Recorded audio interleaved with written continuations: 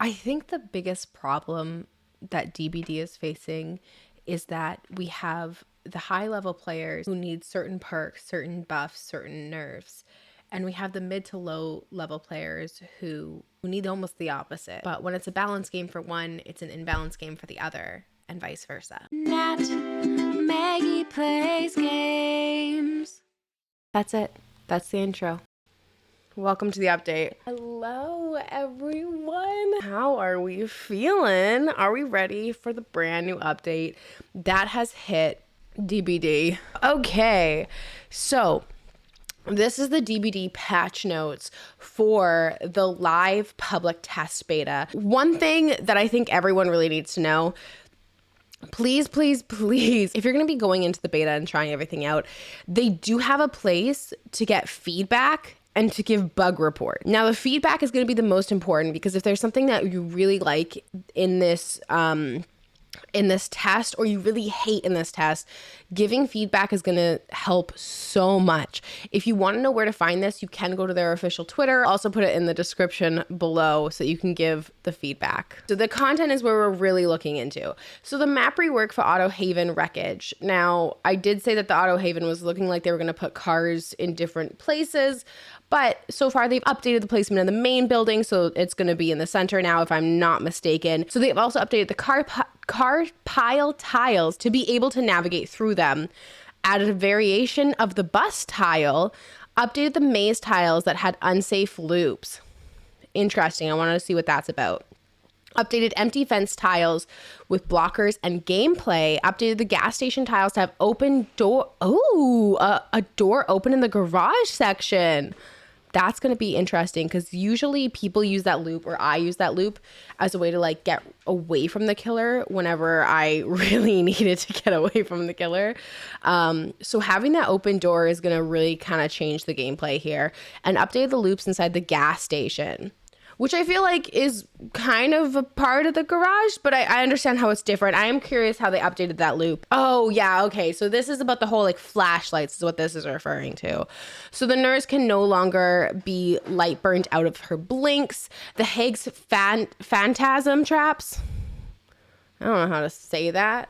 The Haig's traps will no longer be removed by light. I think they're able to, remove them by sweeping them away now. So I'm kind of interested in how that's going to work. The Wraith can no longer be light burned when cloaked. The Artist crows are no longer affected by light, which means if there's a swarm of crows, you can no longer flashlight them away, which sucks. And you can no longer burn Spirit's Husk. Those are the flashlight updates. Boone Circle of Healing. Any survivor within the Boone's totem range gain a 40, 45, 50% healing speed bonus to healing others. Medkits do not stack with the Boone Circle of Healing. Injured survivors have their aura revealed, so it's basically working as empathy now when inside the Boone totem. So the big one with that one is that you no longer are able to self-heal, and medkits are no longer buffed by Circle of Healing. I think when it's mixed together with general healing, which we'll get to later, I think that's where we have a problem. If it was just this, fine, but it's the added on to the general healing that really bothers me. So Dead Hard activates after you have unhooked survivors safely or unhooked yourself. Now, here's the problem I have with this Dead Hard. Dead Hard already requires quite a bit of skill, and especially with the killer hit validation. I find I used to use Dead Hard a lot, and I was really good at getting it, but now with the latest nerf, I find that Dead Hard I just can't get. Like, and yeah, you can yell skill issue at me all you want, but that's what I'm saying. It's a skill. It is a skill. And I think by doing this, you're really just running it into the ground, especially with it being a safe unhook. How many killers are out here right now camping the hook, patrolling the hook, and as soon as a survivor's unhooked, they hit. That immediately causes no longer a safe unhook. What this is only doing is making it so that Dead Hard just isn't used. Because even if you bring Dead Hard in, all killers are now going to be camping the hook. I feel like this is a mechanic that is only going to make killers more campy and not less campy. And I just feel like if they If they want to get rid of Dead Hard, just get rid of Dead Hard. If that's your issue, is you just don't want Dead Hard in the game anymore, get rid of it. But I also think that it is a huge skill perk and one that makes something like No Mither workable. I think if you're gonna get rid of Dead Hard, you should at least give No Mither a Dead Hard capability, because that's the one where like Dead Hard is almost needed. I really don't understand this change, and I feel like it's only going to be abused by killers, and I feel like it's not going to be a viable perk anymore. So healing and medkit update. Let's get into this one. So increase the survivor's healing interaction seconds. So it is weirdly worded. So you increase the survivor's healing from 16 seconds to 24 seconds baseline. Baseline 24 seconds. And you decrease the bonus on successful healing skill checks from 5% to 3%. Now, getting a great skill check, I really didn't notice much of like a progression. So going from 5 to 3 just sucks because it already wasn't that big of a thing. And also making it from 24 and then also nerfing the healing skill checks just kind of feels like a slap in the face, especially when you put on perks on killers. I think somebody else did the math, and some of the perks can make it go to 68 seconds when a hook stage is 60. So you could be spending an entire hook stage healing up just to go get that safe unhook so the killer can't down you. It's wild.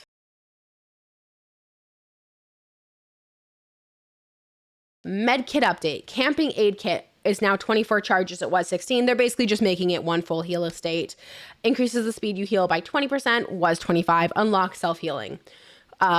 The yellow med kit is 24 charges as well. It increases the speed of others by 25%. You'll start to notice a pattern here. The purple med kit is 24 charges as well. Increases the speed that you heal by others by 30%. And the rare one, which was red, is also, you guessed it, 24 charges. Increases the healing speed by 35%. And increases the success zone by 10%, so it lowers the success zone. Increases great skill check zone by 10%, which again is lowering that as well. And unlocks self-healing. So basically you have self-healing. And then the other medkits, the Anniversary, the Masquerade, and the All Hallows Eve, they're also nerfed. They're all down to 24. Basically all medkits from here on out are at exactly one health state. No longer are we going to see extra with the 32. You can only ever get a full health state out of a med kit. So knowing that information, you can only ever get a single health state out of a med kit. Healing speed is now 24 seconds. And in Circle of Healing, med kits aren't, the healing speed is not increased with Circle of Healing, and you cannot heal yourself in a Circle of Heal anymore. Basically, they've made it so that you almost have to rely on a med kit to heal yourself, or self-care, which if it takes 24 seconds of normal med kit use, I don't even want to think about what self-care is going to look like. And we will use it today, and we will just see how long it is. It's already a painful perk to watch. I can't imagine with this nerf. And I just feel like this is the thing that is really going to stop people playing the game. And I don't mean people who are already playing the game. I think a lot of people who are already playing the game, they'll accept these changes. They'll be fine with them.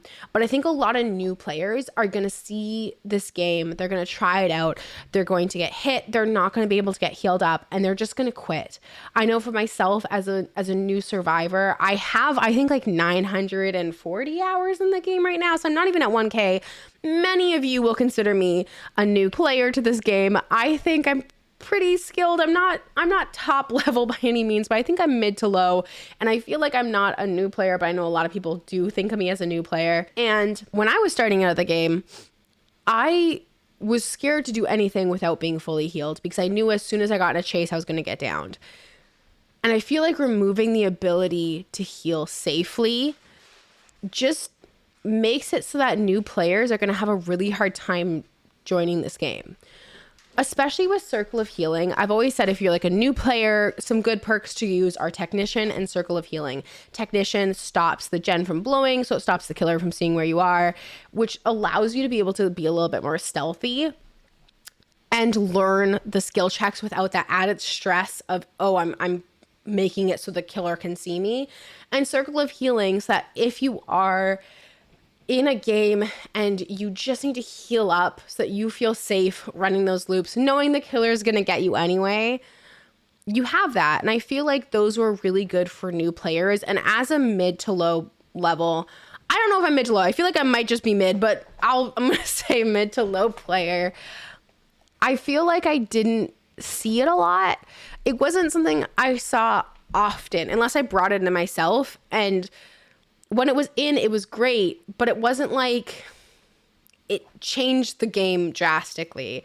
And I just feel like now, especially as a solo queue, this is going to really change the gameplay. And I'm worried it's going to make solo queue even more insufferable. Like, I love solo queue.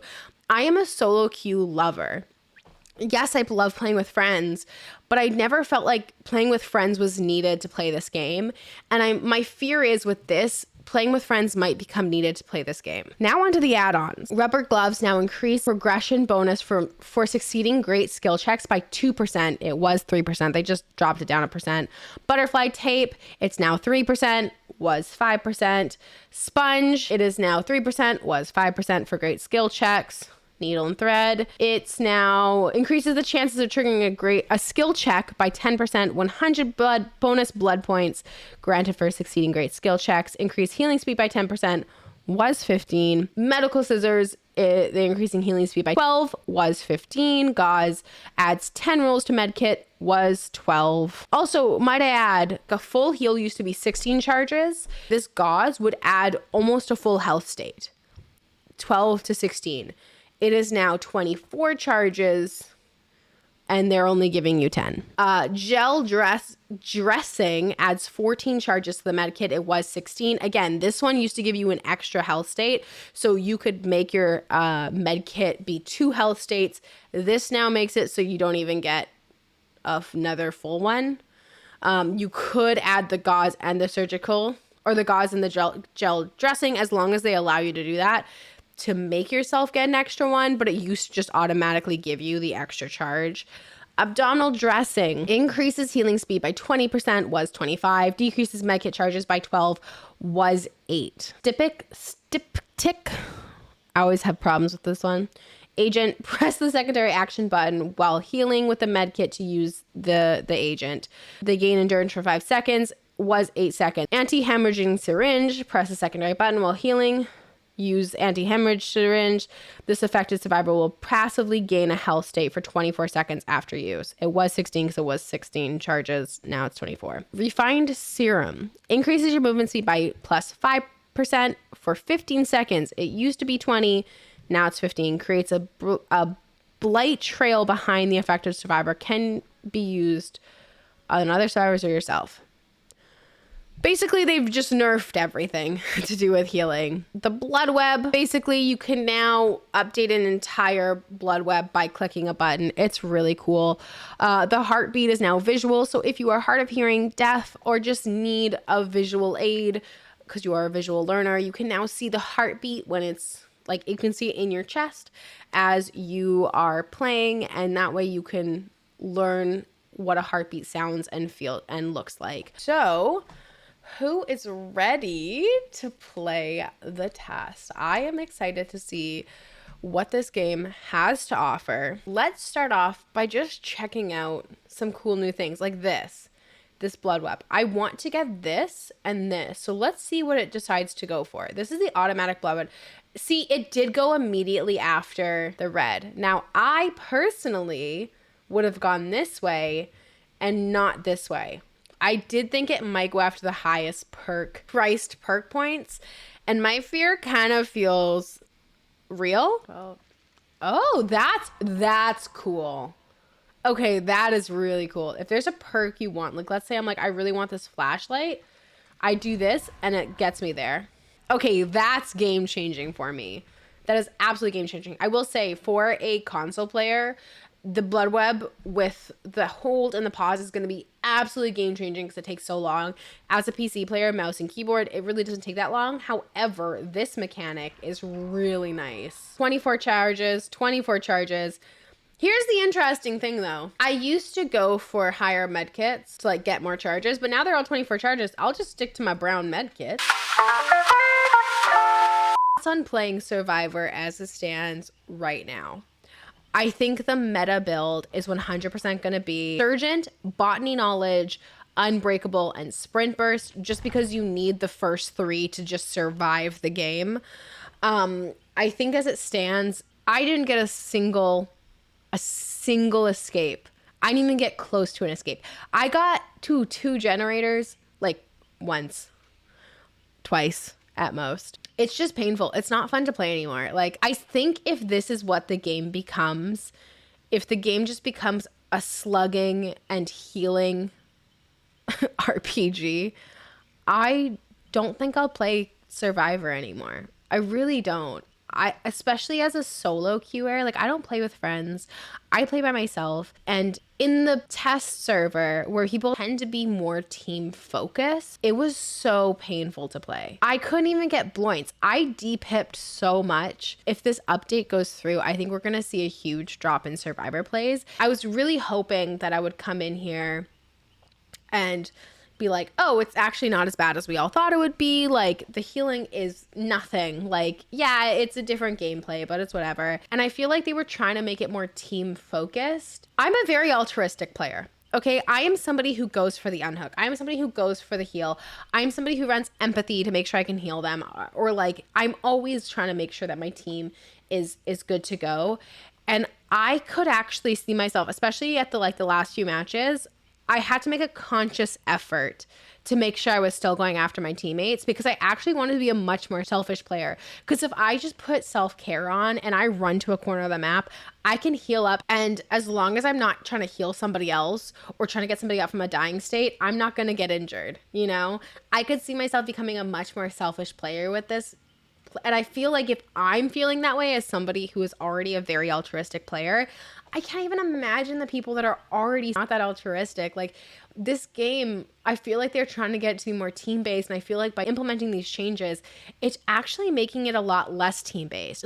I also think if they were to maintain healing as it is in the live version, but then nerf circle healing or even nerf medkits, sure, I think that'd be a better solution. But I think to do both, it's just an absolutely miserable gaming experience. I think the biggest problem that DBD is facing is that we have the high level players who need certain perks, certain buffs, certain nerfs, and we have the mid to low level players who need almost the opposite. And the high level players have like 10K or more hours, and the lower level players have like 5K or less. And that 5K or less is a huge audience and a big part of the community, and probably the main part of the community. But the 10K are louder because they're the streamers, the YouTubers, the content creators who have been around since the beginning. And I think what's going to happen is every time we nerf or buff something that makes it playable for the high level players, it becomes impossible and painful for the low levels. And anytime we do something that buffs the low levels so that they're able to play better, we make it so that the high level players are in pain. And I think the solution that I can see would be to separate what the perks do based on what your rank is. But then when you do that, people are going to purposely put themselves in different ranks, which means I don't know what the solution is. But I think there needs to be a solution, because if we keep looking at it from one or the other, there's always going to be people who are complaining, and sadly, the high level players are the ones who are hurt the most. And as somebody who's in the middle here, who's in the mid range, I'm feeling the pain that is coming from these nerfs to help the high level players. And I am watching these high-level players who are excited because it finally feels like a balanced game. But when it's a balanced game for one, it's an imbalanced game for the other, and vice versa. I think that's my main thought on this.